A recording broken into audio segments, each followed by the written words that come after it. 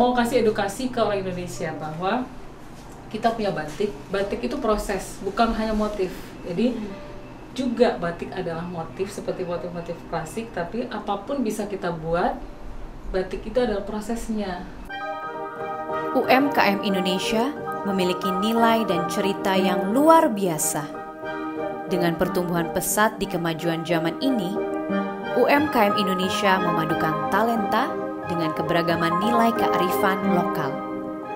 Story Indonesia adalah cerita mengenai UMKM unggulan Indonesia. Melalui UMKM, kita menjalin cerita memajukan bangsa.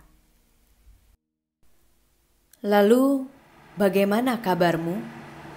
Semoga selalu sehat dan baik-baik saja.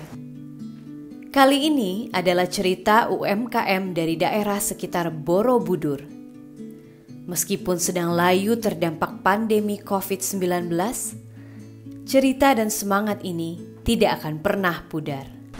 Mami, aku lihat di sini ada banyak koleksi batiknya, boleh diceritain?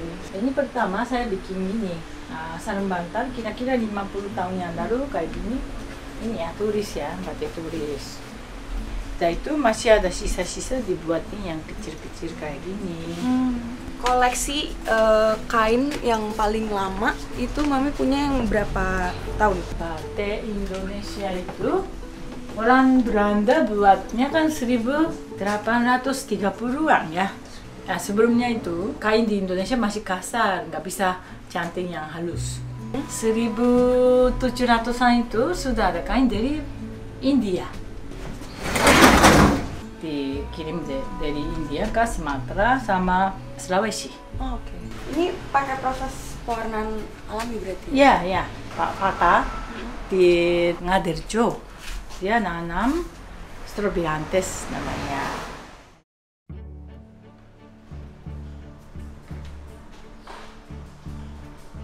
Pemargila itu dimulai sejak tahun 2012. Waktu itu aku tuh masih lewat sosial media. Aku sendiri suka dengan segala sesuatu yang berbau kain tradisional Indonesia. Pengen banget bikin desain dari kain Nusantara Indonesia, tapi gayanya vintage. Terus suka lihat baju-baju bekas, lucu kali ya kalau dibatikin gitu. Baru belajar lagi, ada batik itu batik cap dan batik tulis. Batik cap sama batik tulis itu sebenarnya nggak jauh beda, hanya prosesnya aja. Nah itu seru waktu di online Facebook itu, saat aku upload tuh book semuanya. Wah ini kayaknya disukai ya desainku gitu. Seriusin lah ini. Dulu di Jalan DI Panjaitan, kecil kayak gerbong, bener-bener kayak lemari. Jadi orang kalau datang ini kayak lemari ya gitu. Marlila sendiri adalah label yang aku buat desain sendiri. Selalu ada unsur tradisional di dalamnya. Tradisional meets modern clothing. Banyak yang bilang Marlila tuh unik, nyentrik, otentik gitu. Trik bisnisnya adalah tahu apa yang mau dimiliki, kemudian banyak belajar tentang fashion ya.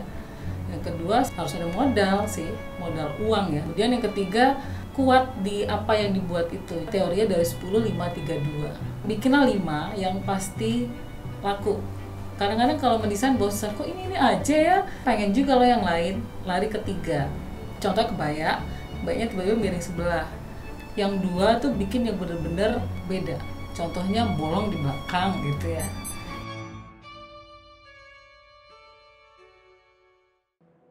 Boleh dijelasin nggak satu-satu? Kalau yang best seller dan orang selalu nyari ke Marlila adalah kebaya. Ini kebaya yang inspirasinya adalah mbok-mbok bakul gendong di Beringharjo. Aku menampakkan ini adalah kebaya Mbok Jum. Itu menjadi titik awal aku membuat Marlila itu harus mengkebayakan perempuan Indonesia.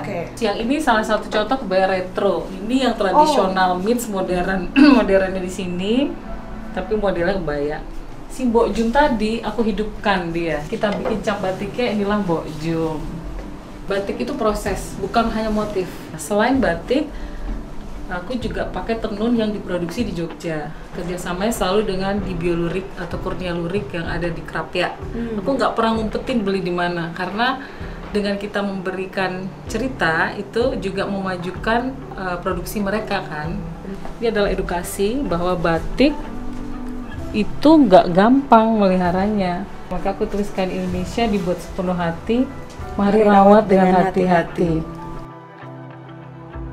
Ini aku namakan teman lemari lila. Pembuatnya adalah teman sendiri, ditambah saat dia memakai baju lemari lila, ini menjadi temannya untuk bergaya. Dipakai kalung ini. Jadi pelengkap ya? Jadi pelengkap, itu.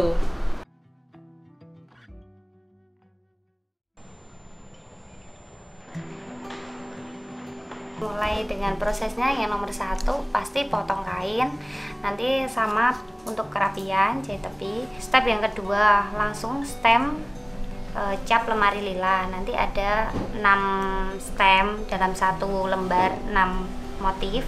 Langsung lanjut ke step yang ketiga di pewarnaan.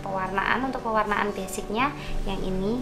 Terus nanti setelah itu dikeringkan dulu, baru dibatik ibu-ibu untuk diambil warna yang ingin dipertahankan, kayak warna ini yang warna basic. Lanjut ke proses yang keempat, diwarna untuk yang kedua kalinya.